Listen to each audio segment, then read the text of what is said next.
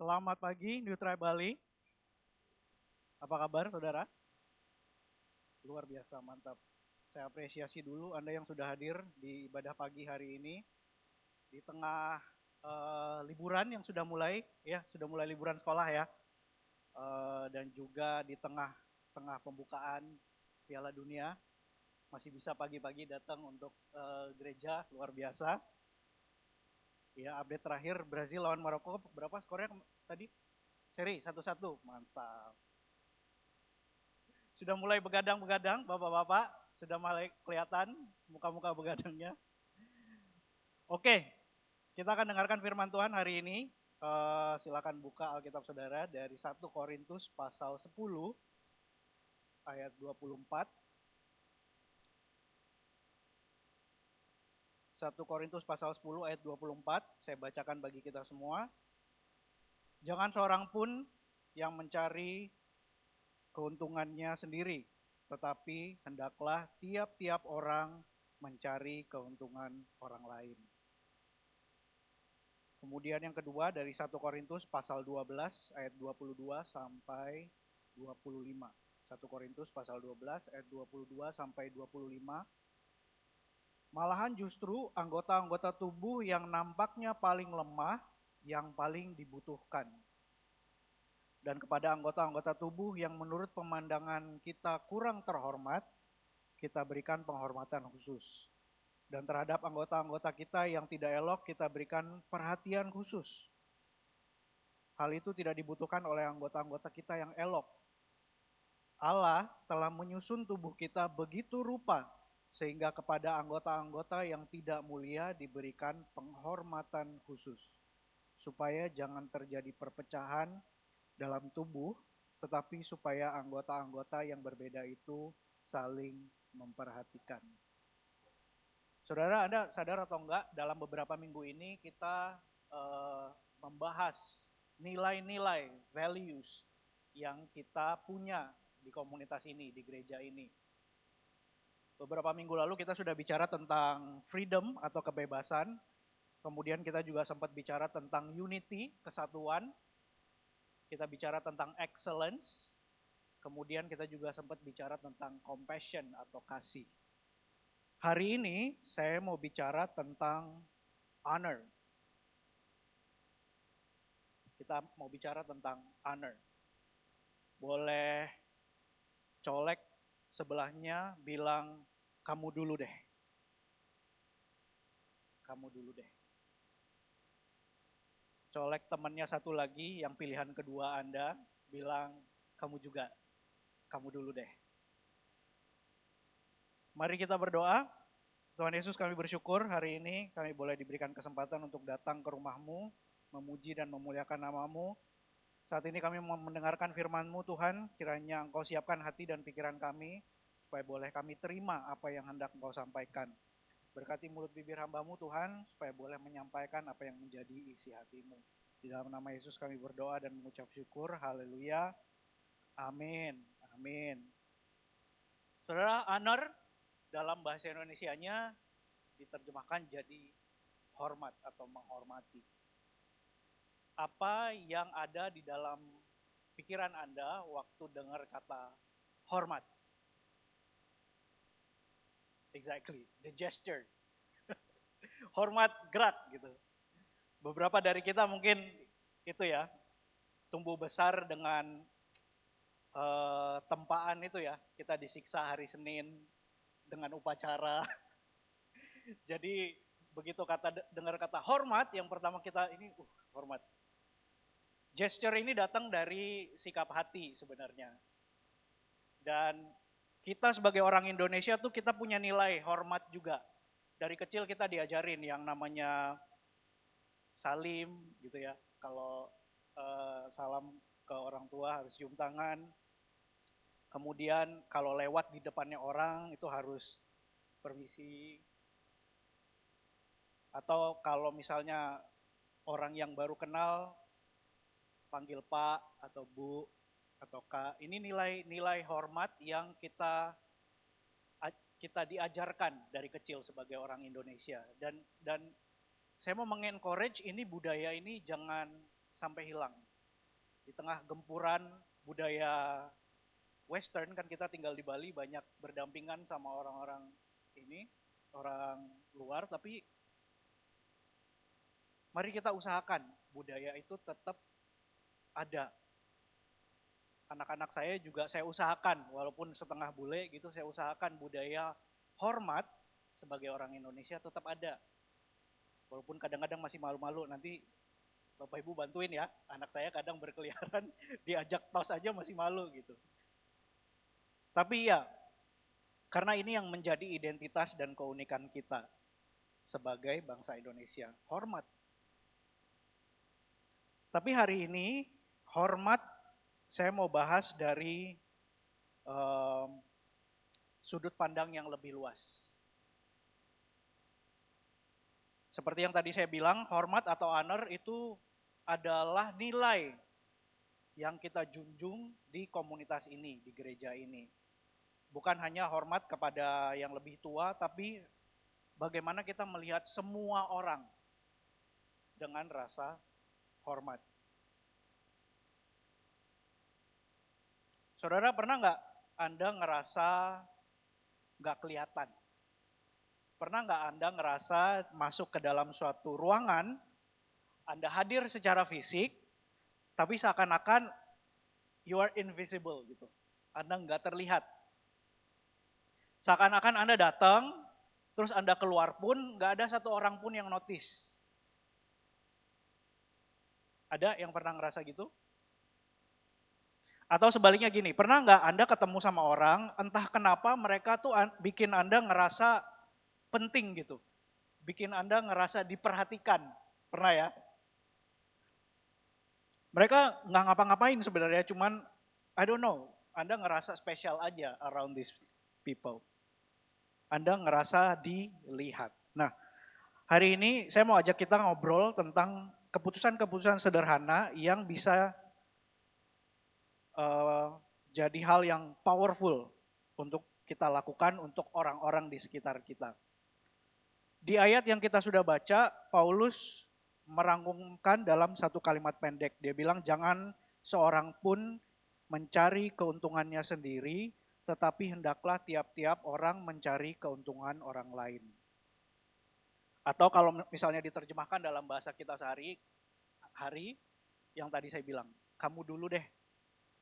Saya mau membahas honor atau hormat dari perspektif ini, mendahulukan orang lain.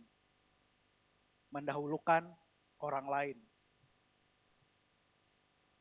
Saudara pernah nggak ke Indomaret? Ada yang masih sering ke Indomaret nggak sih? Masih sering. Pepito, Indomaret gitu ya. Anda ke Indomaret, belanja sesuatu, antrian di kasirnya panjang. Terus Anda ngelihat kasirnya tuh lambat banget. Udah yang buka cuma satu kasir, antriannya panjang, tapi dia ngerjainnya lambat. Udah gitu mukanya jutek. Mukanya asem banget. Terus Anda tuh udah capek. Kan biasanya ke Indomaret pulang kerja ya. Cari kopi. Cari gula rasa kopi. Anda udah capek banget, pengen cepat pulang, pengen cepat bayar supaya bisa cepat pulang, tapi ya kayak gitu keadaannya, kasirnya lambat, terus mukanya jutek. Hal yang pertama, apalagi kita nih, orang-orang yang tumbuh besar dengan hospitality nih. Hal pertama yang akan kita lakukan apa? Menilai. Kita mulai menilai, kita mulai menghakimi. Kita mulai berbicara dalam benak kita, bilang, ih kok gitu banget sih? Gak diajarin ya? Gak di training ya? Kok customer service-nya gitu banget sih? Ada yang pernah? Saya sering, jujur. Jiwa hospitality kita bergejolak, tapi yang Anda nggak tahu, mungkin si kasir ini semalaman begadang. Bukan nonton bola, tapi mungkin anaknya demam di rumah. Jadi dia harus begadang, jagain anaknya yang lagi sakit. Terus dia naik motor, mungkin rumahnya jauh dari tempat kerjanya. Tapi hari itu dia tetap memilih untuk masuk kerja. despite apapun yang terjadi di rumah. Saudara, dalam kitab Kejadian pasal 1 ayat 27 dituliskan, maka Allah menciptakan manusia itu menurut gambarnya. Allah menciptakan manusia itu menurut gambarnya. Bukan sebagian manusia, bukan manusia yang baik-baik saja, bukan manusia yang Kristen-Kristen aja, semua manusia diciptakan menurut gambar dan rupa Allah. Dalam 1 Samuel pasal 16 ayat 7 dikatakan manusia melihat apa yang di depan mata, tetapi Tuhan melihat hati. Kadang-kadang kita sama Tuhan melihat apa yang di depan kita dengan cara yang berbeda. Tuhan tuh ngelihat apa yang terjadi di hati. Kadang-kadang yang kita lihat apa yang terjadi di luar aja. Benar ya? Makanya di 1 Korintus 12 tadi Paulus menulis setiap anggota punya nilai.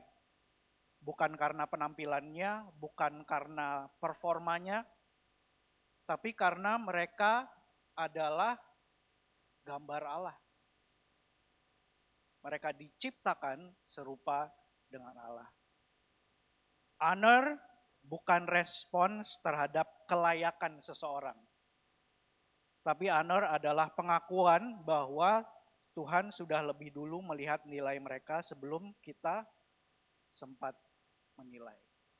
Ini hal pertama yang kita mesti belajar dulu.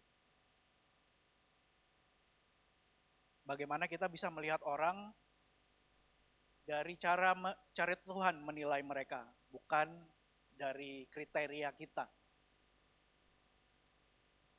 Gampang atau susah? Susah.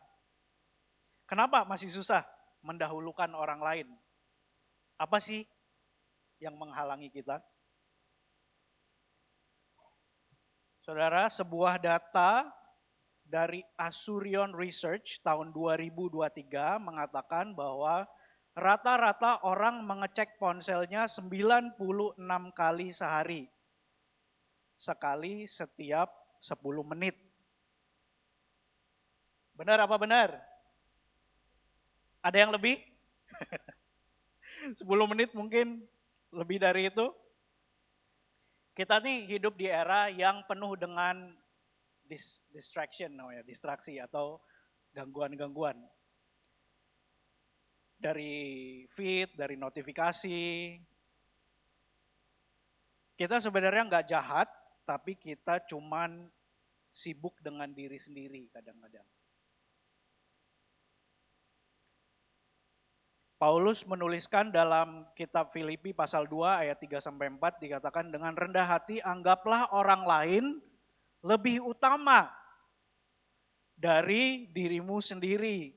Janganlah tiap-tiap orang hanya memperhatikan kepentingannya sendiri, tetapi kepentingan orang lain juga. Dalam bahasa aslinya itu ada kata, agak susah nih bacanya. Tapein no prosine. Tapein no prosine. Nggak ditampilin di layar sih. Artinya sih secara harafiah, rendah hati itu rela menempatkan diri kita di posisi kedua.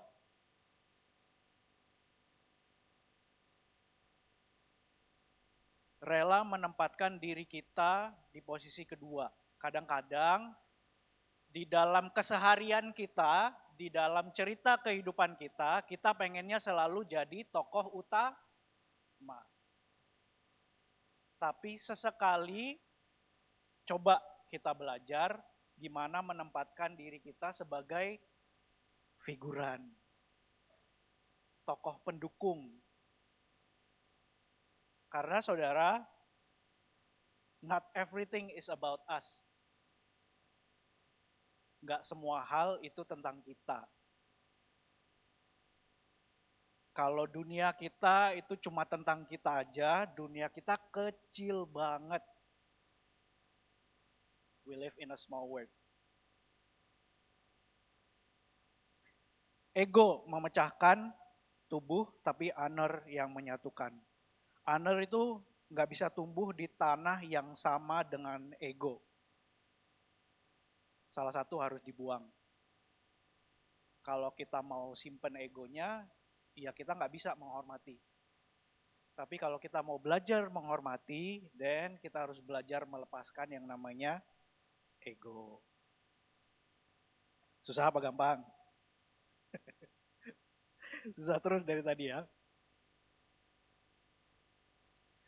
Nah, pertanyaannya kalau misalnya mendahulukan orang lain itu harus merendahkan diri atau mengecilkan diri. Dan honor ini tanda kelemahan dong. Kalau misalnya kita menghormati itu kita berarti lemah dong. Nilai-nilai yang lain kayaknya lebih strong dan lebih inferior gitu ya. Freedom. Apalagi excellence.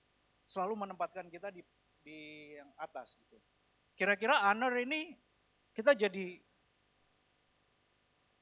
lemah dan gemulai enggak? Saudara bayangin Anda adalah orang penting. Orang yang punya pengaruh. Kemudian Anda masuk ke dalam satu ruangan, semua orang tahu Anda punya otoritas penuh di situ, dan Anda tahu malam itu adalah malam terakhir Anda bersama dengan orang-orang yang ada di situ. Apa yang Anda lakukan sebagai orang yang punya influence? Anda akan mempersiapkan kata-kata yang bisa menginspirasi, betul ya? Anda akan siapkan kata-kata yang bisa memotivasi. Benar gak? Gimana caranya hari ini aku diingat sama orang-orang ini dari apa yang aku sampaikan. Benar ya? Tapi yang Yesus teladankan berbeda. Di malam di mana dia kumpul sama murid-muridnya untuk terakhir kalinya, yang Yesus lakukan di ruangan itu, Yesus yang punya pengaruh sebesar itu terhadap kehidupan murid-murid, apa yang dia lakukan? Yohanes pasal 13 ayat 3, Yesus tahu bahwa Bapa telah menyerahkan segala sesuatu kepadanya. Dan bahwa ia datang dari Allah dan kembali kepada Allah. Tapi Markus pasal 10 ayat 45 menuliskan ini, anak manusia datang bukan untuk dilayani, melainkan untuk melayani dan memberikan nyawanya menjadi tebusan bagi banyak orang. Saudara, di malam di mana Yesus terakhir kali berkumpul dengan murid-murid, yang Yesus lakukan, dia berlutut, mengambil tempat di bawah, kemudian dia membasuh kaki murid-murid. Saudara, yang mau saya sampaikan poinnya adalah honor adalah powerful thing juga. Honor bukanlah hal yang lemah. Honor paling powerful ketika Anda bisa saja tidak mau. Tetapi Anda bisa memilih untuk berkata, kamu dulu deh. Kekuatan dari honor, hormat adalah kita punya pilihan. Kita bisa milih antara I want to honor you or I don't want to honor you. Tapi kekuatan itu kita pakai untuk merendahkan diri dan menghormati. And that's where the power lies. Di sana kekuatannya honor. Kalau Yesus bisa melakukan itu kepada yang mengkhianatinya, dia itu membasuh kakinya Yudas loh. Dan di saat itu posisinya dia tahu betul bahwa Yudas akan mengkhianatinya. Masih susah ya untuk honor dan menghormati, I understand. Tapi kita harus mulai. Kita mesti mulai belajar dulu untuk menghormati. Nah, Belajar menghormati justru ada tempat yang susah untuk mempraktekannya. Dalam studi dari Journal of Social and Personal Relationship, konflik interpersonal paling intens terjadi bukan dengan orang asing, tapi dengan orang yang paling sering kita temui. Ini terjadi juga dengan Yesus dalam Markus pasal 6 ayat 4 sampai 5. Kayaknya di ayat yang di screen nggak ada, saya bacain aja buat kita. Maka Yesus berkata kepada mereka, seorang nabi dihormati di mana-mana, kecuali di tempat asalnya sendiri, di antara kaum keluarganya dan di rumahnya. Ia tidak dapat mengadakan satu mujizat pun di sana, kecuali menyembuhkan beberapa orang sakit dengan meletakkan tangannya atas mereka. Saudara bayangin, Yesus, orang yang punya kuasa, anak Allah, dikatakan tidak dapat mengadakan suatu mujizat pun. Di mana? Di tempat asalnya. Di tempat di mana orang-orang tuh kenal banget sama dia. Di tempat di mana orang-orang tuh familiar sama dia. Saudara, honor atau hormat itu gampang kalau orang asing atau orang yang jarang kita ketemu. Tapi once kita ada di environment di mana orang-orang yang kita kenal, susah. Bingung nggak? Kalau ketemu orang yang baru kita kenal tuh masih jaim, masih sabar, masih tersenyum, masih ada filternya. Tapi kalau kita kumpul sama orang-orang yang udah kita kenal, filternya mulai turun. Judgment kita udah mulai didasari dari, gue kenal sama dia mah orangnya begini, dia mah orangnya begitu. Kita jadi menilai dengan perspektif kita lagi. Sering ya? Biasanya pesan atau message-nya gembala lokal itu bobotnya enteng banget. Tapi pesan yang sama kalau disampaikan oleh pembicara tamu, wah jadi keren banget tuh. Padahal sebenarnya poinnya sama. Pernah nggak ngerasa gitu? Sedih sih kalau sering.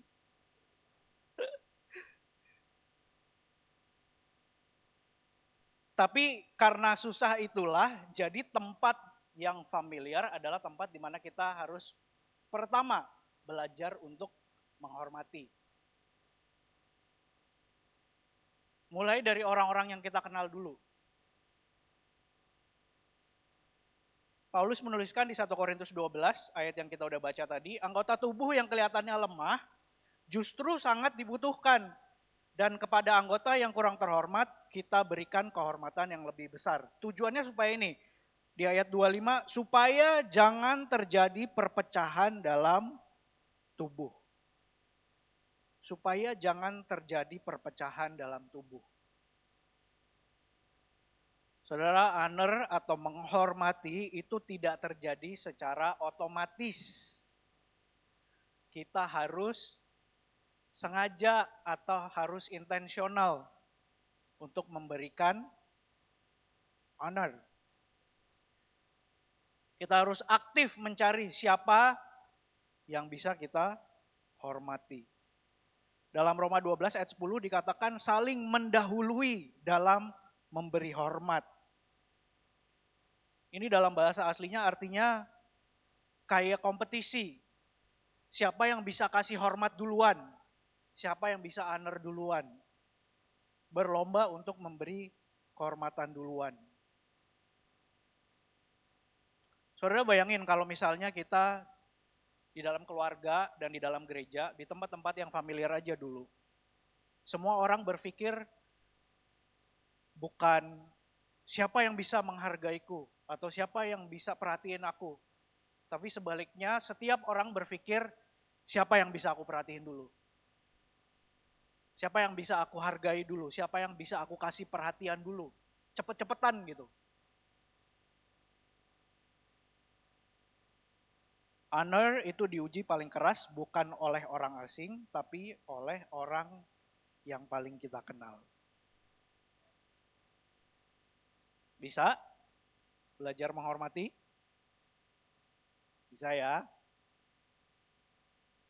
Kalau honor dimulai dari dalam komunitas kita sendiri, terus apa dampaknya untuk dunia di luar? Ini hal terakhir yang saya mau bahas.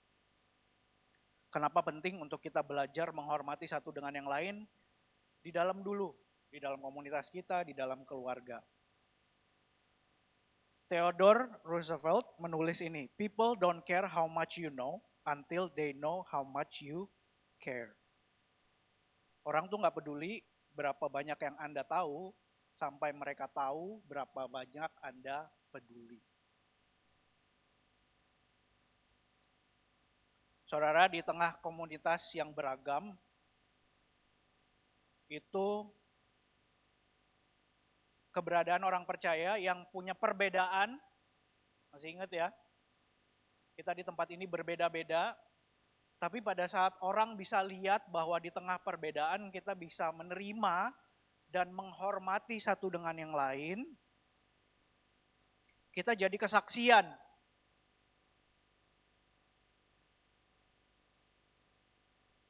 Orang tuh nggak lihat apa yang kita ajarkan, orang tuh nggak lihat apa yang kita preach dari mimbar ini, atau orang tuh nggak lihat apa yang mau kita omongin. Yang orang lihat bagaimana kita memperlakukan satu dengan yang lain. Yohanes 13 ayat 35, dengan demikian semua orang akan tahu bahwa kamu adalah murid-muridku, yaitu jikalau kamu saling mengasihi. Itu sebabnya kalau ada postingan Kristiani yang Anda kurang setuju, ya udah nggak usah di-roast, nggak usah berantem di kolom komentar. Malu. Yang baca bukan cuma orang Kristen. Tapi mereka bilang, oh orang Kristen gitu ya. Kepercayaannya sama, tapi berdebat di kolom komentar. Orang tuh nggak akan bilang, mereka nggak akan dengerin doktrin kita, mereka nggak akan tahu orang Kristen tuh apa dari program-program yang kita lakukan mungkin. Apalagi program-program gereja yang orang lihat bagaimana orang Kristen bisa berbeda adalah dari cara kita memperlakukan orang lain. Memperlakukan satu sama lain. 1 Petrus 2 ayat 17, hormatilah semua orang. Semua orang.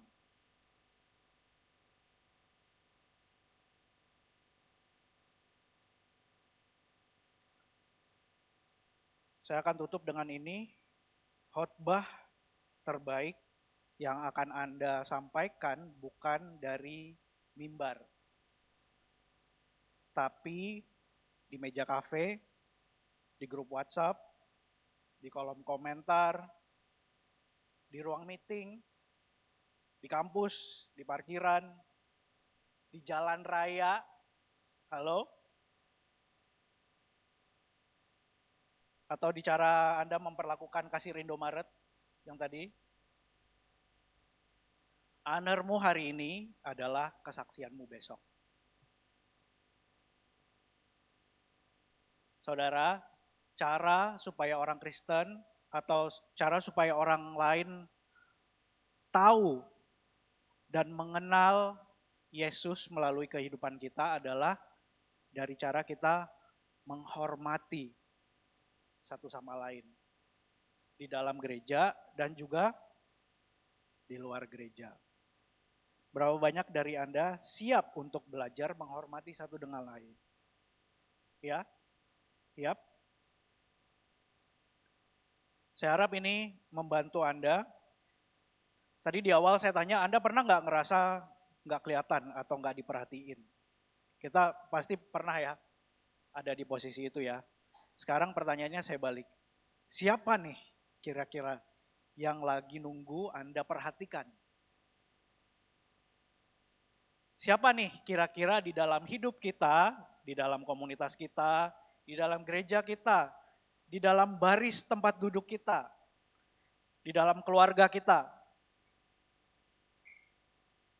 Siapa nih yang sedang butuh seseorang untuk bilang, kamu dulu deh. What do you need?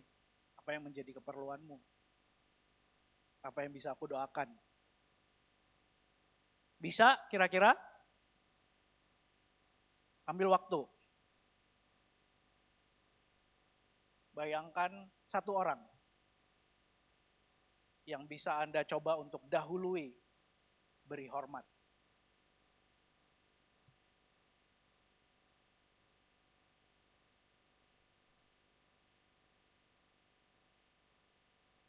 Saudara, honor bukan soal siapa yang layak, tapi soal keputusan untuk melihat orang lain sebagaimana Tuhan melihat mereka. Saya berdoa dari firman hari ini Anda mau untuk belajar menghormati satu dengan yang lain. Dan saya berdoa melalui firman hari ini ada budaya yang kita bangun. Mulai dari sini aja dulu. Dari gereja ini, dari ruangan ini. Anda keluar dari ruangan ini, kita sama-sama bangun budaya ini. Bagaimana kita mau coba untuk saling mendahului memberikan hormat satu dengan yang lain. Jangan nunggu untuk direspek atau dihormati, tapi kita cepat-cepatan. Bagaimana aku bisa tunjukin rasa hormat kepada orang lain. Siap? Bisa? Mari kita tutup dalam doa.